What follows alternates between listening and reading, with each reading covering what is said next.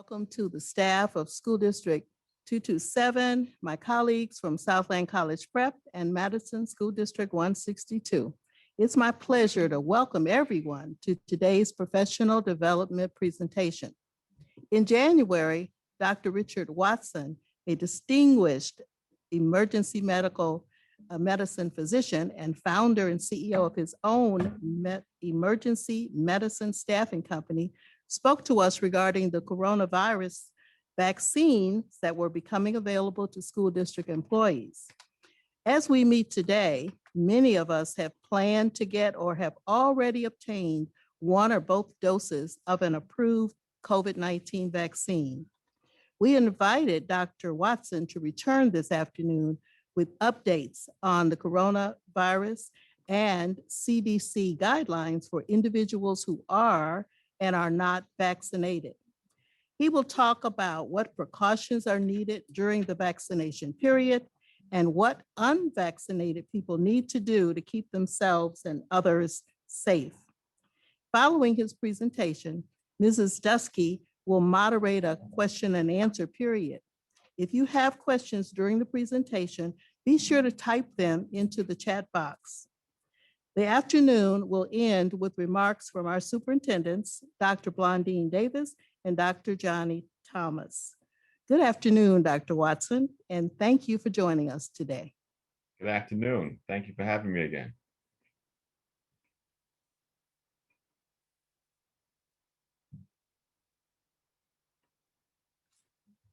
Dr. Watson, we want to welcome one of our sister districts. Dr. Kamaka Patterson is the superintendent there. She's not physically here with us, but I do see that quite a few of her teachers are with us. So welcome, District 144. And Dr. Watson, this is our largest group. We're over 422 now and counting. So this subject is something that is in the minds and hearts of all of us. So Dr. Thomas and I are very, very anxious for you to share information and put everyone a little bit at ease, I think. Sure. If not at ease, at least educated. Yes, sir. At ease is what I'm thinking, but educated is. So whenever you're ready, we're ready. Okay, fantastic. Well, once again, thank you everybody for tuning in, and thank you board for putting this on. It's quite important that we all have an understanding of what's going on in the coronavirus pandemic at this time. I will start, as I usually do, with just a brief recap of corona and what that is and how we got to this stage. And everybody, is my camera okay? It seems to be moving for me. Does it look erroneous or weird to you guys? You're good. Okay, great. So coronavirus, not a new virus. Last time we met, we talked about this. The virus itself has been around for millenniums. It was discussed and we were educated on it when I was in medical school. And it will be discussed for millenniums to come. The virus typically causes minor symptoms. And when I say minor symptoms, I mean what we refer to as cold and flu-like symptoms. The virus usually affects what we call the nasopharynx. So the nasopharynx is not the lower portion of the nose, but the behind or posterior portion of the nose between the nose and the mouth. The virus loves to sit in that particular area. And when it's there, it causes its infection process to occur. That usually manifests itself as runny nose, nasal congestion, maybe sore throat, nasal drainage, maybe some body aches, some chills, possibly fevers at times, but usually very, very minor, something you would just blow off and say, oh, I got a cold. We've come to know the coronavirus now because of its mutation. And what a mutation is simply put a change in the structure of the virus. December 19th, 2019, Wuhan, China, let the world know that they seem to have a problem with a mutation of the coronavirus. And that mutation of the coronavirus was causing not just the upper respiratory tract symptoms that I just discussed, but lower respiratory tract symptoms. There's something on the coronavirus. If you've ever seen a picture of the coronavirus, the reason it's called coronavirus is because its structure kind of looks like a crown. There's these peaks and then these kind of hammer-like heads. It looks like maybe a cartoon character wearing a crown. Those peaks and spikes are actually called surface proteins. And remember that term, surface proteins. Those surface proteins love to adhere to the nasopharynx tissue. Again, that's the area behind the nose in between the mouth. They love to adhere there, they attach there, and they cause their symptoms in their hosts, the host being human beings. That's the cold, flu symptoms, nasal congestion, etc. The mutation occurred in those surface proteins. Those surface proteins got a little smaller. And when they got a little smaller, that virus was now able to transfer down into the lungs, which is known as the lower respiratory tract. In that lower respiratory tract, the virus now started to cause pneumonias. Lo and behold, it wasn't just a simple pneumonia, it started to cause inflammatory responses as well. Those inflammatory responses were exaggerated. And that's really what made this version of the virus so bad, that you first developed a pneumonia, and then compounded with that, you had an exacerbation of your inflammatory response, causing scarring in the lungs, causing inflammation in the lungs, and it's compounded. So you have an infection in the lungs, and now you have inflammation in the lungs.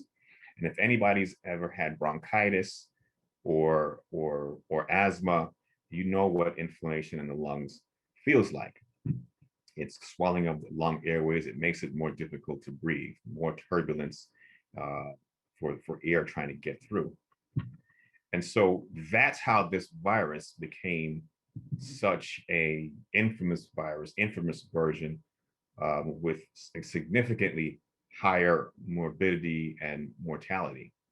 As you know, we have passed the half a million mark. God, not hoping not half a billion, the 500,000 mark in terms of death tolls. The virus we know has a predilection for those with some predisposing factors, predisposed illnesses such as diabetes, high blood pressure, asthmatics, but in particular, it's had a predilection for the obese. You'll hear more about that in months to come. They are compiling the research and confirming that now. And I mentioned that so that you're aware of your family, friends, or maybe even yourselves who are at risk for the virus, who are highest at risk for the virus. Of course, we know the elderly, we know those over 65 are also high risk. From an environmental standpoint, those who are essential workers, again, also high risk. We're out there, and I say we because I'm a physician, you guys teachers, we are essential, and we are out there exposing ourselves, fighting the good fight, but exposing ourselves along the way. Some other things that we have since learned about the virus since its introduction, or since it's striking us in America here almost a year ago at this point. We have now seen the post-COVID infection effects. What do I mean by that? Those who have been infected with COVID and had some of the symptoms of COVID, particularly the respiratory symptoms, have a prolonged effect from these symptoms. And that largely is secondary to the scarring that the infection produces. As I mentioned before, you get the pneumonia phase and then this intense inflammatory phase. That intense inflammatory phase results in scarring of tissue. And scars are scars. They are there to stay. And so people who have been infected have these scarrings. And at first we thought it was just the lungs, but now we know that it is multiple organs that are scarred: lungs, heart, liver, kidneys. We don't know intestinally yet, but we are starting to discover that as the virus does also infect the gastrointestinal tract, the stomach, the large intestines, the small intestines, etc. So the virus just doesn't affect the lungs. We know that it's affecting multiple organs. And so we are now seeing people who were affected with it having kidney problems, secondary to scarring in the kidneys, prolonged headaches, people who've not had history of headaches, they're not having routine headaches. Now, it's not everybody, but it's a significant enough portion of people to let us know that, hey, this isn't like the flu where you're sick and you get better and you're able to move about. This one, you're sick and there is a significant chance that you'll continue to have symptoms. So that part there is now quite concerning to the medical community. We are very, very interested in trying as hard as we can to prevent people from catching COVID. The best way to do that prior to the vaccine was social distancing, wearing a mask, sanitizing, washing hands, being very, very careful and cautious of your exposures. Now that we have a vaccine, we have that in the arsenal as well to help us to prevent further spread and further effects of COVID-19. We've had some additional concerns, particularly about mutations in the coronavirus. The natural course of a virus is, well, let me take a step back. A virus wants to survive. That's the nature of the virus. It wants to live, it wants to proliferate, it wants to continue, it wants to pass on its DNA, just like human beings want to pass on their DNA to their children and so forth. A virus, at some point, when it is threatened, will make an attempt to survive. That attempt is a mutation. You've heard now that there's mutations, the European mutation, South African mutation, and most recently, the New York mutation. And so these are the virus's attempts to survive and to prolong its life, its passage of its DNA in the world. Now, it is concerning to us because right after having this, vaccines created based on the predominant version of the virus, there comes the mutation. So people are concerned that, after all that we've done to develop these vaccines, are they going to be effective against these mutations? A lot of these mutations are in the surface protein. There's that word again, surface proteins. The surface protein is key because the vaccines that we've made are really vaccines against the surface protein. Now, let me go back to December 2019. In the science community, we have now the ability to map DNA. We've had the ability to map DNA for over 15 years now. We've done it quite successfully. Those of you interested in deeply interested in science have heard about CRISPR and things you can do with DNA transfers and rearranging DNA. The point there is that we're able to map DNA. 1 month after this virus was introduced or identified in China, they mapped this virus. They mapped the whole DNA sequence. Shortly after that, they were able to determine what part of that DNA sequence is the code for the surface protein. Remember the surface protein, that's the part that sticks to the nasopharynx. Say with me, class. Nasopharynx, that's behind the nose, between nose and the mouth. Surface protein sticks there, likes to stick there. It's changed, was able to get lower into the lungs and affect the lungs. We have the sequence for the surface protein. So what the science community, what Pfizer and Moderna and Johnson & Johnson did was take that sequence and replicate that sequence. And in doing so, they use that sequence to form or produce what we are now using as vaccines. The purpose there is to introduce to our bodies this sequence that's written out through what we call a messenger RNA. Messenger RNA. A messenger RNA is just that. It sends a message of RNA, and RNA is not the DNA, but it's the message from them. And what that messenger RNA does, it sends a message to the cell that it connects with, our cells in our body, that, hey, I have something for you, and I want you to reproduce this thing. It's like sending a text message to somebody with a recipe. And that text message is received by that person. And that person goes, oh, this is the recipe for chocolate chip cookies. I'm now going to make chocolate chip cookies. Okay, think of it that way. Sending a message. It does not distort your DNA. It does not go into your nucleus of your cell, which is where your DNA is. It sits on the outside of your cell, and there's a message reader on your cell or in your cell. It reads the messenger RNA and produces those surface proteins. Back with the surface proteins again. Okay.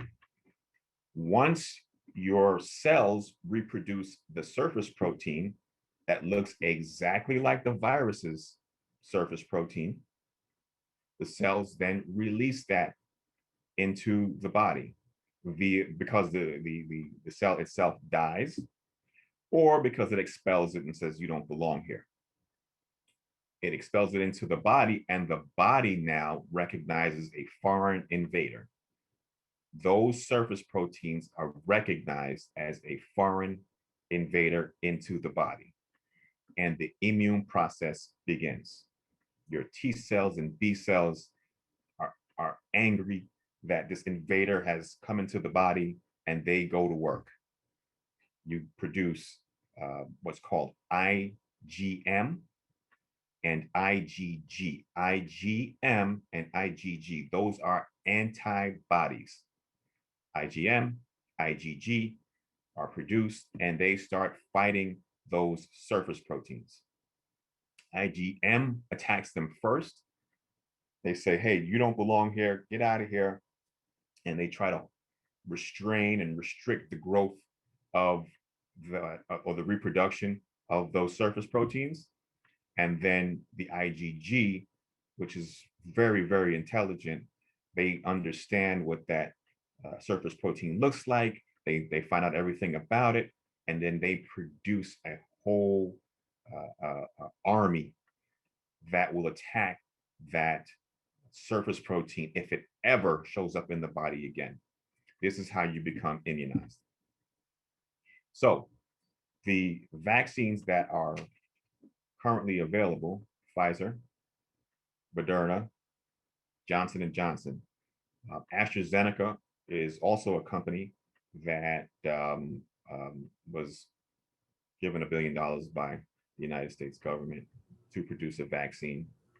They had some complications along the way, and so they have not presented to the CDC and FDA as yet. But as you know, Pfizer and Moderna have come up with a two-shot immunization, or an initial immunization and a booster. Johnson & Johnson has developed a single shot immunization. The difference between the two, outside of how they were created, is that the Moderna and Pfizer, their combo of a two-shot combination has a 95% efficacy, versus Johnson & Johnson with their single shot that is approximately 67% efficacious. Now, comparing apples to apples, when you give one shot of Moderna or one shot of Pfizer, it's probably equivalent to what the Johnson & Johnson is. It's maybe just a little below 60%. In order for the CDC to say, hey, excuse me, the FDA to say, hey, we will accept your vaccine, you have to have a 60% effective vaccine. And so, Johnson & Johnson passes the test with their vaccine. Moderna and Pfizer, with a single dose, come very close.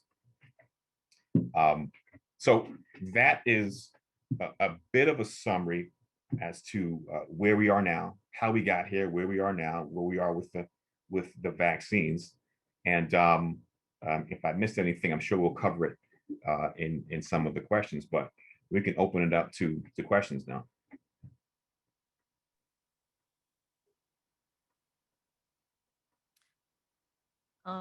Hello, this is Debbie again. How are you? Hi, Debbie. How are you? I'm good.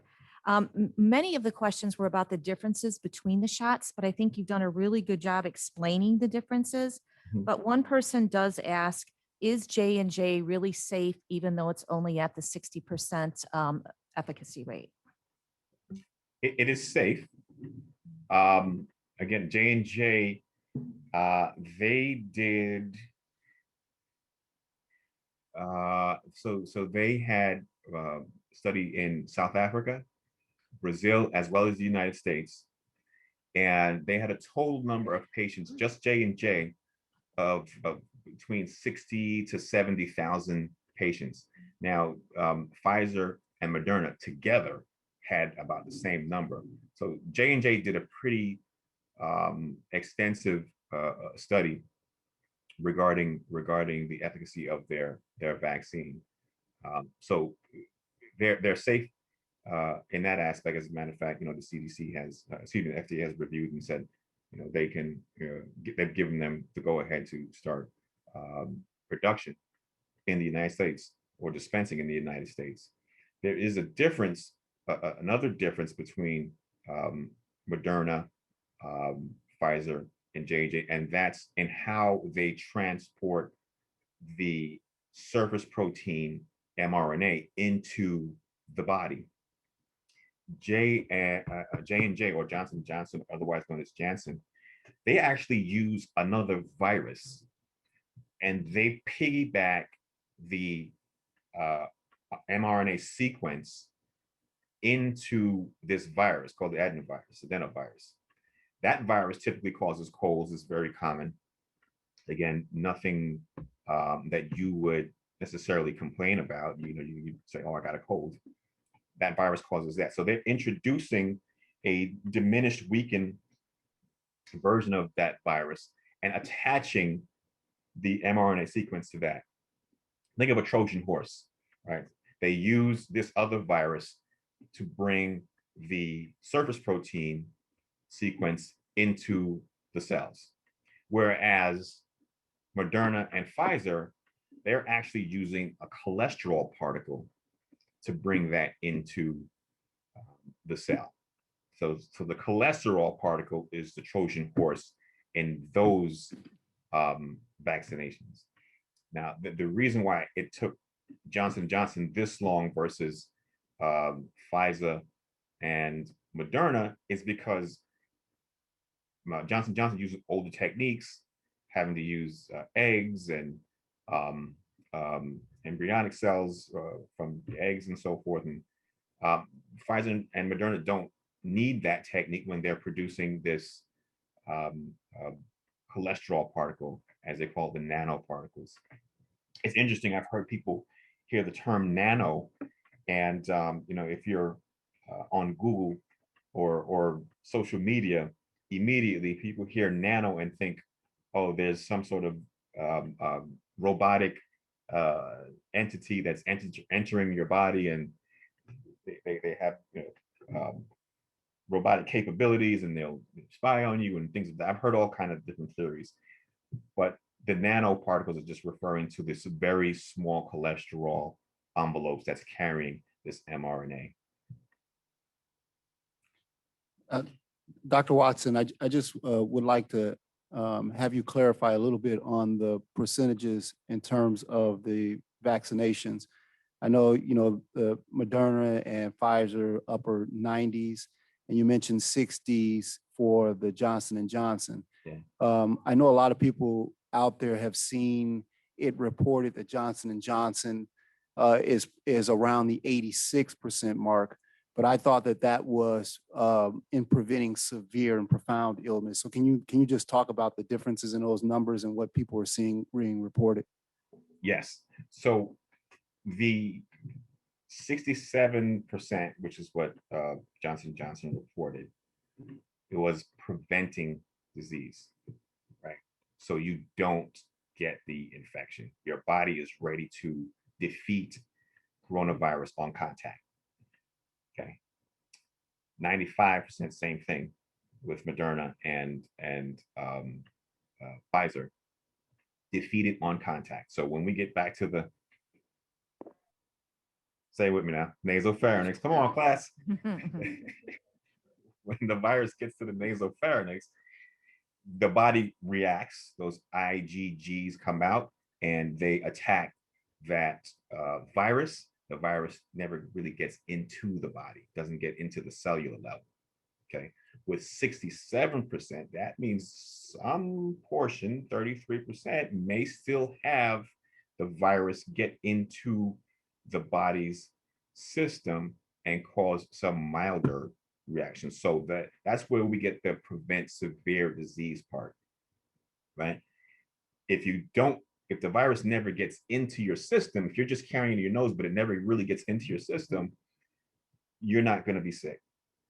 Your body's going to fight it off and do what it's supposed to do. If it gets into the system and starts to replicate, you may have some diminished version of what coronavirus is now, but your body, having had previous exposure, is going to muster up enough energy to fight and defeat it and prevent casualty. So there is the difference. Okay. Thank you. Thank you. All right. We have several questions regarding people that are vaccinated versus people that aren't vaccinated, including children in the classroom. How protected are those vaccinated staff against the children who are not vaccinated? Well, again, if you've taken Johnson & Johnson, which I don't want to make it sound like Johnson & Johnson is the inferior vaccine. It's just a little different. But if you've taken any of those vaccines, you've taken Johnson & Johnson, you've got 60 upper 60% protection against such an entity. If you've taken Pfizer or Moderna, you're high 95%.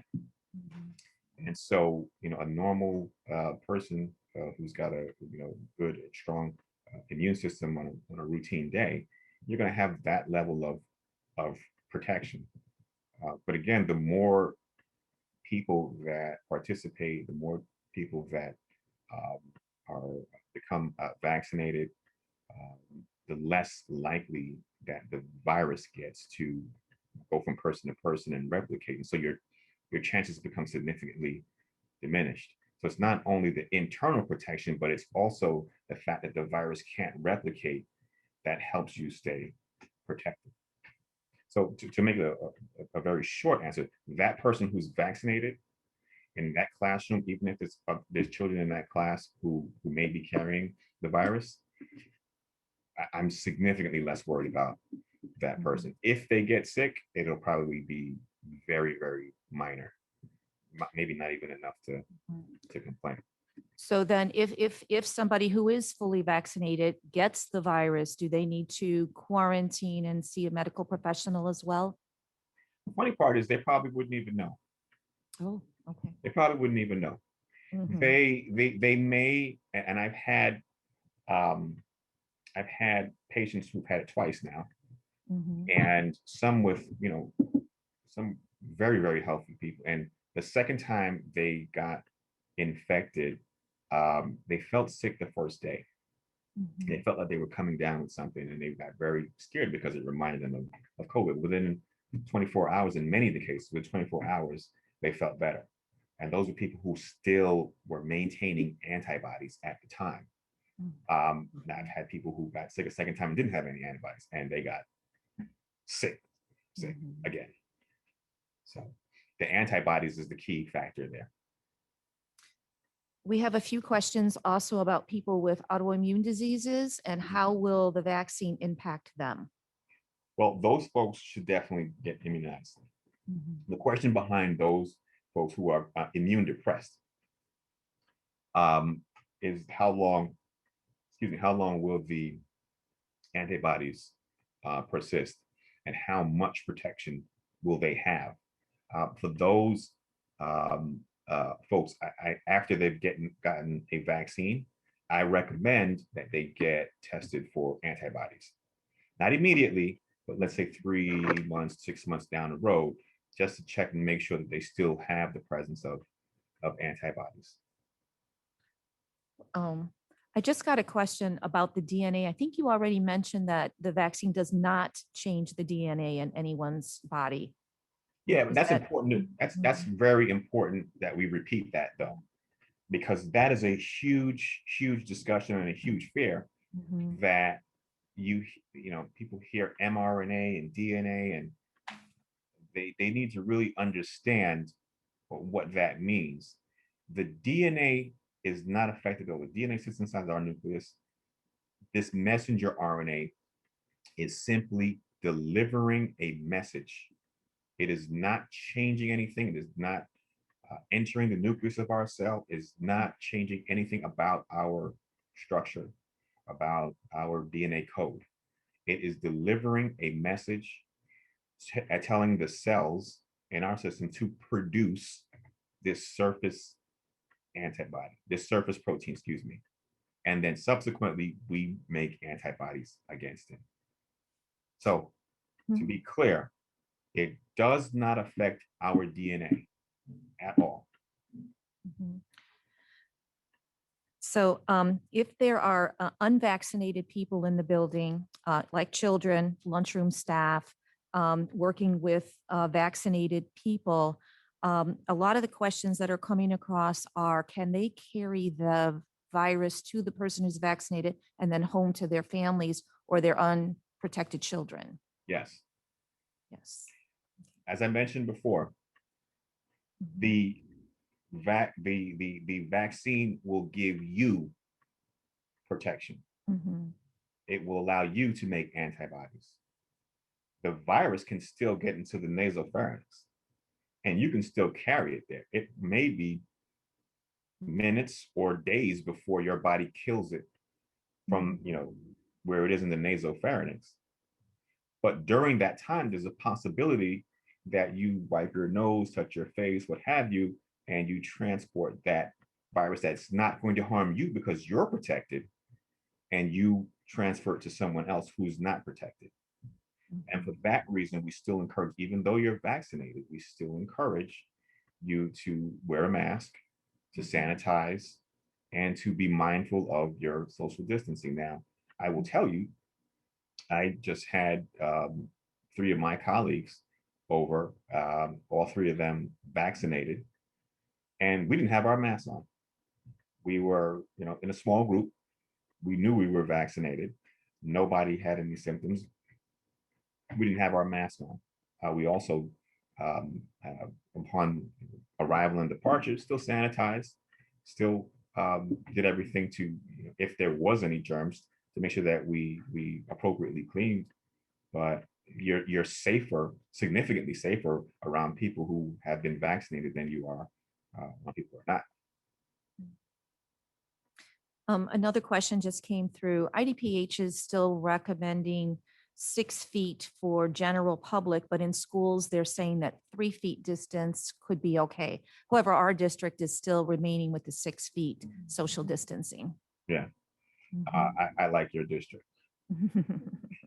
Yeah, we do too. I have another But with the question. school, it's just 3 feet. No, 6 feet is good. 6 Yeah. feet is good. We have a faculty member who has a significant issues on her arms and cannot get vaccinated in her arms. She would like to know where she could go to get the vaccine in a thigh, where there would be some privacy. So good question, right? Because the vaccinations are so like mass Mhm. vaccinations right now, where you go into a gymnasium or a very open area. Within the next few weeks, we will start to distribute vaccines to smaller areas, such as clinics who are apt to do uh, uh, to distribute the vaccine. In places like, not to plug my own, but my office is in their last phase. We are awaiting our CDC pin, and we're not a huge area, but we have some privacy in that area. It's indoors. It's a small office. There's slots where patients can have some privacy, and so people who need privacy, we will have slots for that. And they're starting to recognize that in some of the larger vaccine areas as well, where they're making curtained areas where somebody could disrobe and get some privacy. But because of the way they're doing it now, it's more like an assembly line because of this is like a mass casualty. In emergency medicine, we call this like a plan one, where we're taking care of hundreds of people at a time. And so, privacy, unfortunately, kind of goes by the way in the early phases of that. But never to fear, that is coming. So there's kind of a combo of questions about the variant. Do these current immunizations or vaccines protect us against the variant, or is there going to be another vaccine that's going to come out and may we need a booster? Okay, good question. So the Johnson & Johnson study, which they're still continuing on to observe patients who were vaccinated. A lot of those patients were studied for the variants, the current variants, and the Johnson & Johnson was seen effective against those variants.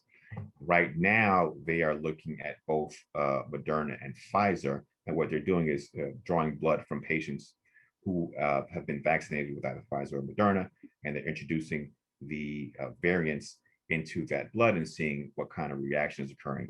The studies currently are showing favorable to all 3 of the vaccines right now.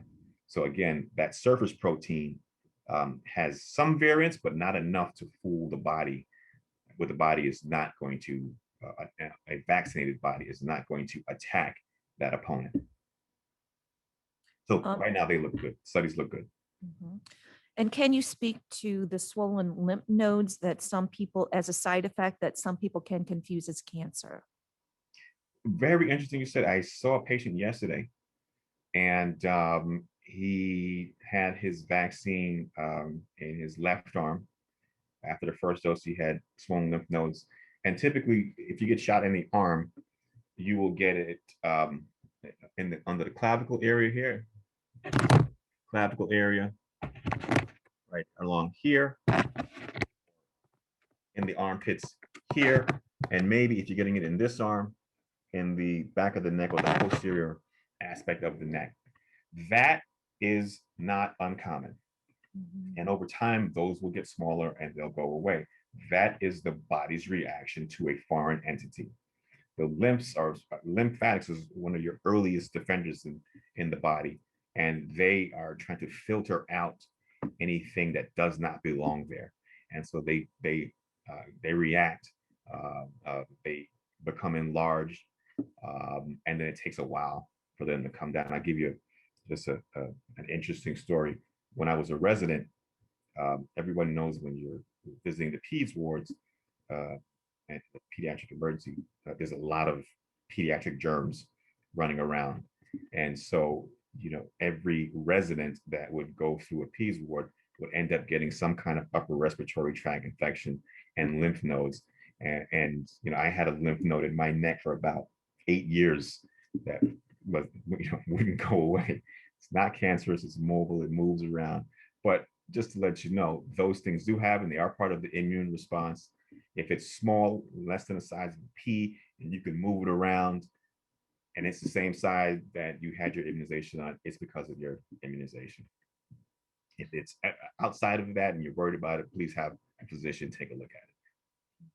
And then those people who have had COVID and are long haulers, how long can they expect to hold on to those side effects? And then if you've had COVID, how long should you wait before you get the vaccine? Let's take the first part. So we don't know how long for the side effects, because we've had people have side effects for months and months, and some of them are just starting to improve. Some of them are still having difficulties.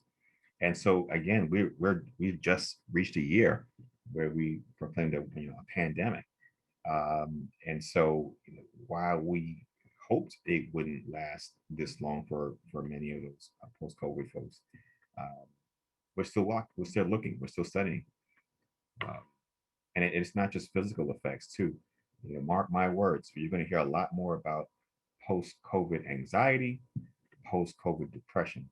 Those are things that are not readily being addressed, but I'm telling you, mark my words, you will hear it, you will see it, some of you may be even experiencing it at this point.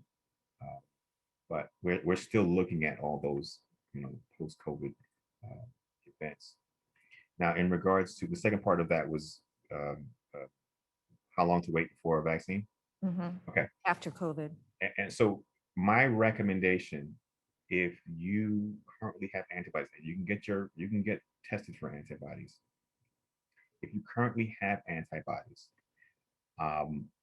you don't have to worry about getting a vaccine right now.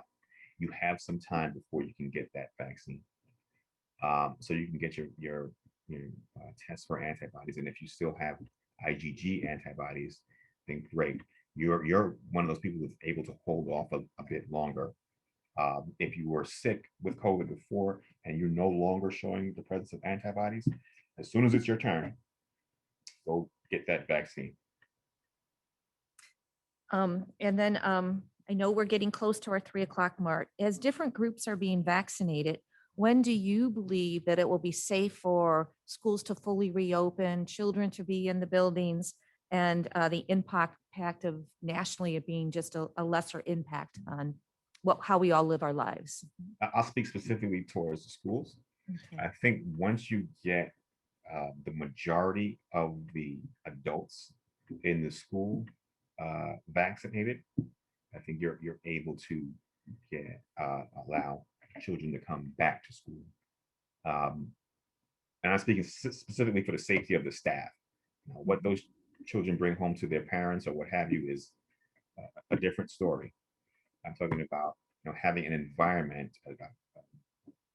such as a school where germs will come in, but the virus may come in, but the adults in there are protected, and so the adults don't have to worry. The adults will be most severely affected, don't have to worry about the degree of damage that the vaccine, that the virus is causing. So again, once the majority of the school population, and I mean all of them, the teachers, the principals, the janitors, etc., once they're vaccinated, the majority of them, I think you're okay to start to bring the children back. Now, again, what happens to the children and their parents is a different conversation. I'm speaking specifically about school and the providers at the school. Thank you. And I'm happy to say in our district 162, we will be at 80% by after spring break. Everybody will be fully vaccinated, up to 80% of us. There's another question. Can you comment on the impact human embryo had on the development of and manufacture of the vaccine? Can I comment on the? Can you comment on the impact human embryo had on the development and manufacturer of the vaccine?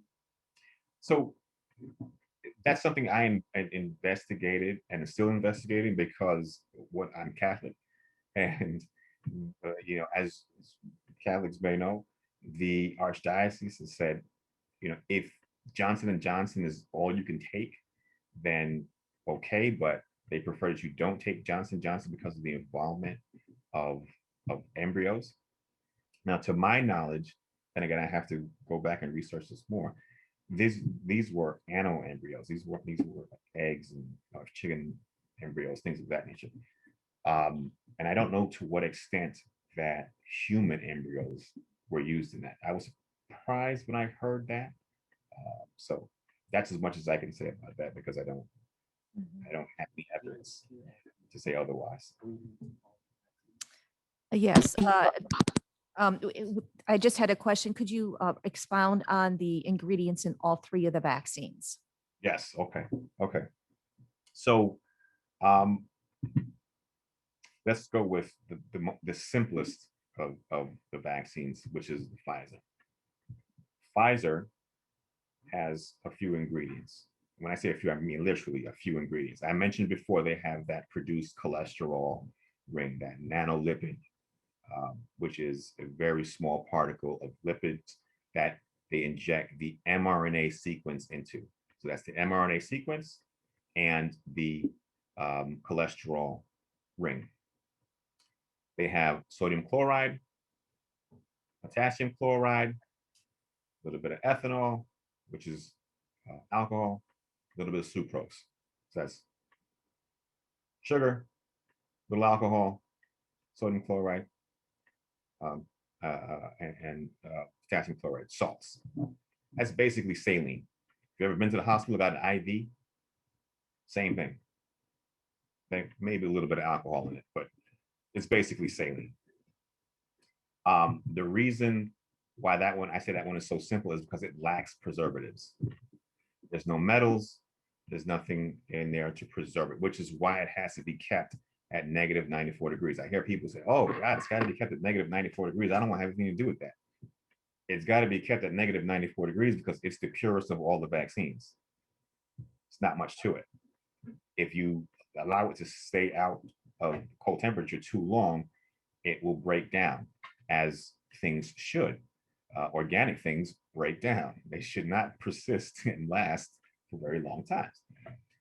If you cook, if you make or bake bread in your house without preservatives, it spoils after a couple of days. If you go to the store and buy a loaf of bread, I found a loaf of bread in my refrigerator that's been there for 3 weeks. So how is this possible? It's got preservatives in it. So that's Pfizer. And don't judge me for having a loaf of bread in my refrigerator for 3 weeks. That's Pfizer. So go to Moderna now. Moderna is basically the same thing with a little bit of vinegar.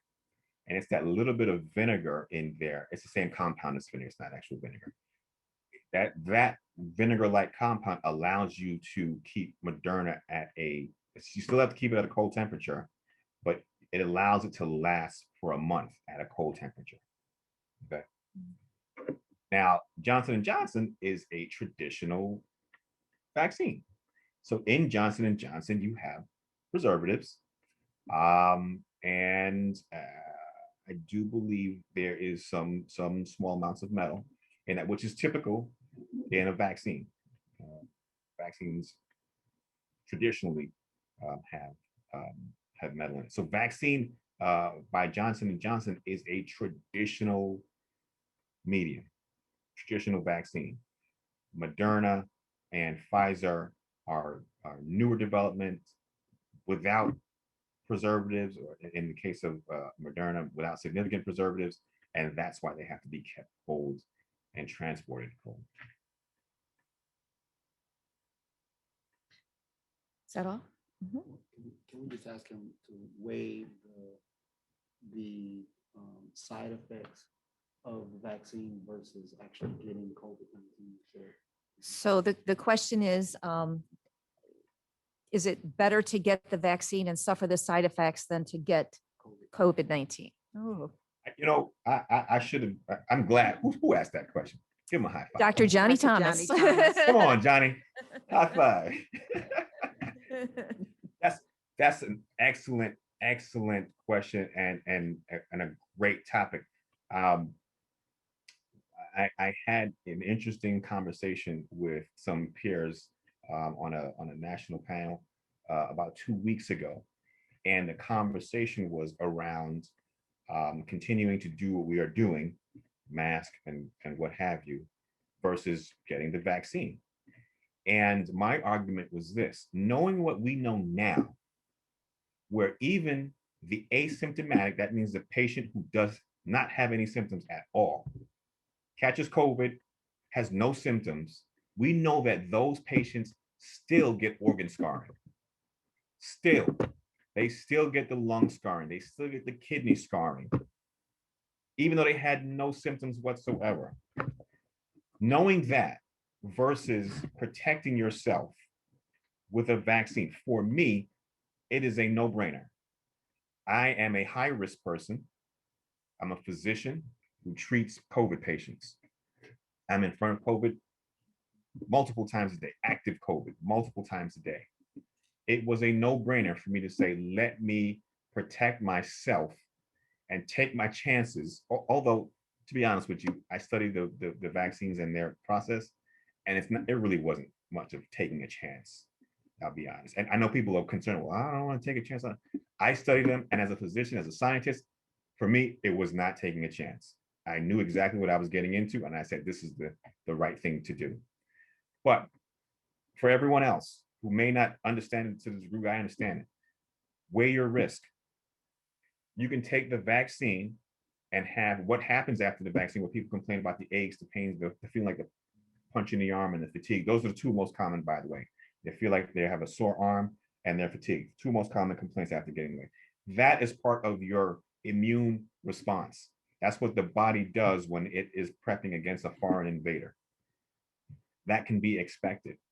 And dealing with that for a day or even 2 days versus having scarred organs and the subsequent events that happen after you have a scarred organ. Scarred organs will affect you over time. Kidneys functions diminish over time. So you know, I'm hoping that there's some recovery, but we know from medical science, a lot of the organs don't recover well from scarring.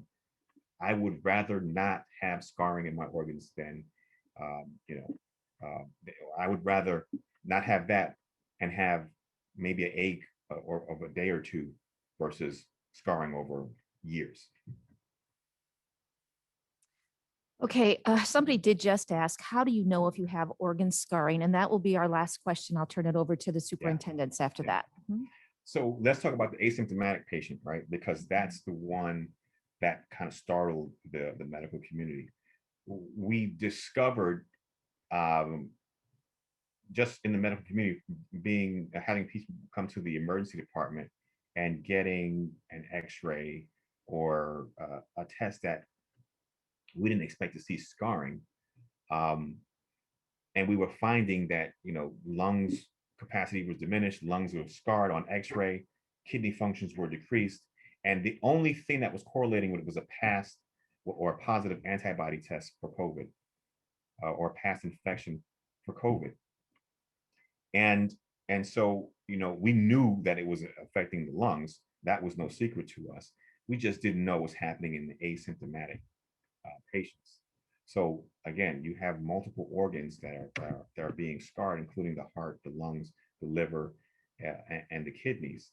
And those will cause diminished function. Diminished function leads to, and I'm not trying to scare anybody, but it could lead to renal failure. It could lead to, diminished lung capacities. In other words, you're short of breath. It could lead to what we call cardiomyopathy, which is inflammation around the heart, which we're now starting to see a year into this.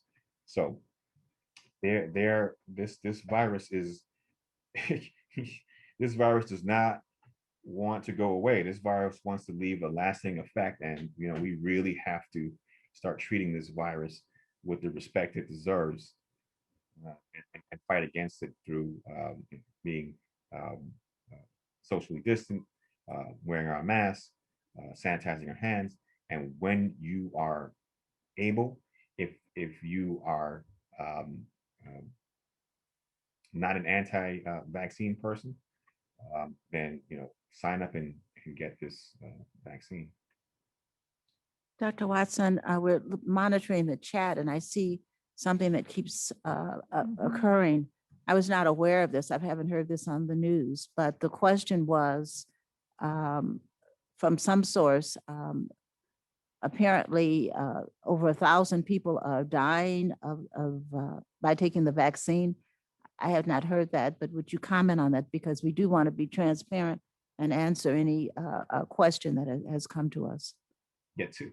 So when we say, 1,000 people have died, and I've heard that conversation before.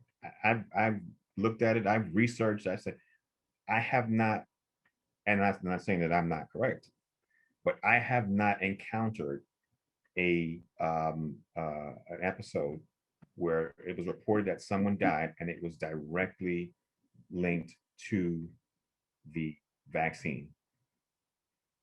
What we do know is that we have over, what's the number now? 50 million? Excuse me. We have, no, yeah. I think we're at 50 million 500. doses. 50 million. 525 million. Right, okay. I can't remember the number, but whatever the number is, it's pretty high versus, even if you said 1,000. The numbers speak for themselves.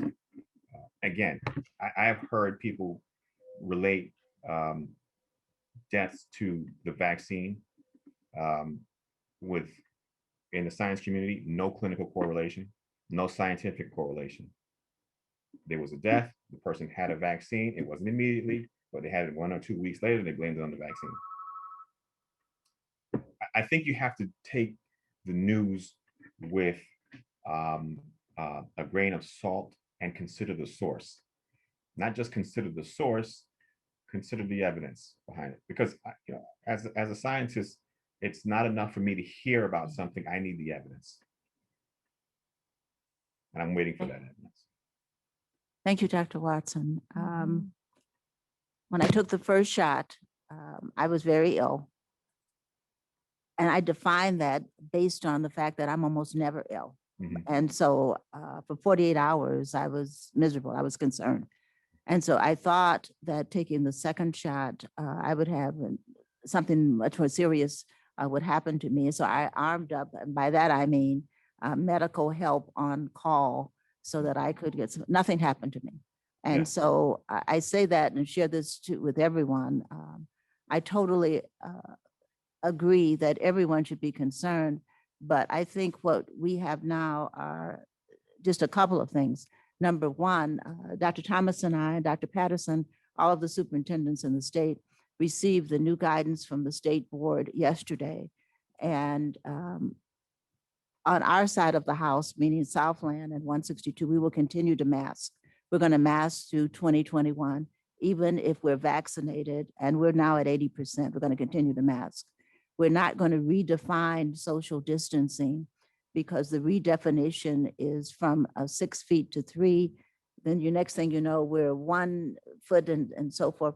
We do think that the social distancing definitely helps us. And we're not going to put 50 students on a bus because now that is being permitted. So we're going to be conservative. And of course, Dr. Thomas will speak for himself in our approach. My concern is we are at 80%.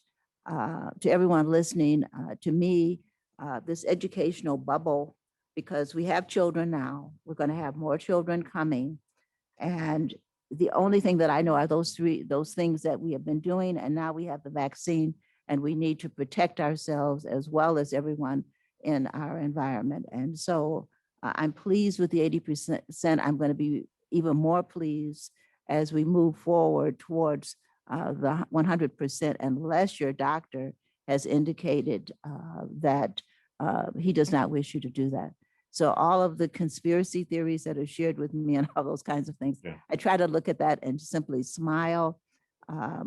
We've been in confinement for a year. It's time now that, first of all, we have to open our schools, but I would like our teachers to do something, Dr. Thomas, radical, like go on a vacation for spring break and maybe mask with totally vaccinated. You can see your family, and you mentioned having a small gathering. We'd like to do some of those kinds of things, and because the teachers deserve them. But I stand firmly on the premise that we need 100% vaccination. But I am very proud of everyone that has gone out and sought the vaccination. We're now at 80%. Yeah, Dr. Thomas, I know I don't speak for you, so. That's a phenomenal job, and kudos to getting to 80%. To those who are scared of a vaccine, still not sure about the vaccine, there's actually research going on that my team is a part of that gives people the antibodies. Now, you may know, people with severe infections were given antibodies, people in the ICU and things of that nature, to help them. The former president received antibodies when he was in the hospital. Some of his colleagues received antibodies when they were in the hospital, and they recovered quite quickly. There is research going on right now for people who, for whatever reason, don't want to take the vaccine or have had a recent exposure and can't get to a vaccine, that they are giving those folks a shot of antibodies, and that antibody will last them for a year. So there's another form of protection out there. It's in the research stage. My clinic is one of the research centers, and so I know about it. But there are other opportunities. Again, the bottom line there is, again, antibodies. It all breaks down to antibodies, right? Do you have something in the system that can fight for you? So I'd be remiss if I didn't mention that part. One of the things that I always like to talk about is kind of vision moving forward. We're all getting these vaccines, and we're hoping that we get some quick protection. But I know people are worried about long-term protection. So do you know how long the vaccines kind of stay with us? And have you heard about any plans for any boosters down the road, or any kind of visionary pieces of where we're going next with protecting ourselves? Yeah, so the major houses, Pfizer, Moderna, Johnson & Johnson, they're going to be monitoring patients for the duration of their antibodies in their body. And to be determined. We'll see just how long the single dose lasts versus the 2 doses lasts. Because remember, that second dose is technically, that's the booster. And so we'll see how long they last. It's early to tell. We just started giving out the vaccines in December, but trust me, they will be looking at those. But the main thing right now is to get as many people who want the vaccine to the vaccine, and to get that vaccine inside that person's arm or buttock or thigh or wherever it may be, so that that person gets their own personal protection. Do you think we'll have to do this annually? I'm hoping not. It's going to depend on how long those antibodies last. Remember, when you don't remember, but when you were a child, you got several doses of MMR, measles, mumps, and rubella, right, to make sure that you have a long and persisting immunization against it. We all know that as we continue to work together to support our families in the community, we all have been, especially in this area, ahead of the game in terms of getting our students back into school. We have individuals that are working hard to get vaccinated. We're not at 80%, But I think for a pretty large comprehensive high school district, us being at about 60% of our staff, at least having one of the shots and ready to get that second shot, I think is pretty amazing. And we are very proud of our staff in terms of them coming and showing up, even not being vaccinated. So anything we can do to support them has really been helpful. But as the CDC begins to loosen restrictions, including saying that unvaccinated people don't have to wear masks eventually, that means that they can still carry and can still transmit to others.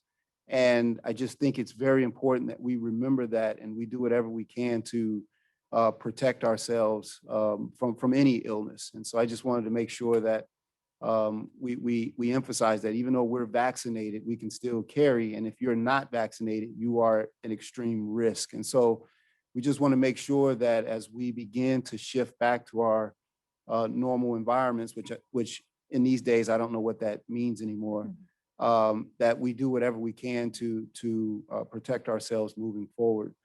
We will continue to follow the CDC guidance that have been put forth in keeping ourselves separated. We'll continue to work with our feeder districts to provide vaccine. Very soon here, I think we will acquire the Johnson & Johnson vaccine for those who are interested. We will be sending links out here soon about where that vaccination will take place. And for everyone that is on this call and in this Zoom meeting, it is important that you monitor over the next few days, because when we send that link out, we believe that that vaccine will go pretty quickly because a lot of people are waiting on it. So like I mentioned before, we'll also send information because our office is in Hazelcrest, which is not that far away. And we will, anticipating within the next week that we will get our first shipment of vaccines over there. So we'll keep you abreast of that as well to make sure that we can assist you guys. I just want to say on behalf of District 227, we want to thank you for taking this time to really go in depth about the virus and the vaccines and really educating us on how we can protect ourselves. I won't use the Sherlock Holmes joke, but thank you, Dr. Watson. Appreciate it. Only every day for the last 19 years of my life. Thank you, Dr. Watson from Southland and 162. We appreciate it. We can't say that we won't be back, but if we need additional help. But thank you so much. You know how to reach me. Okay, thank you. All right. Take care.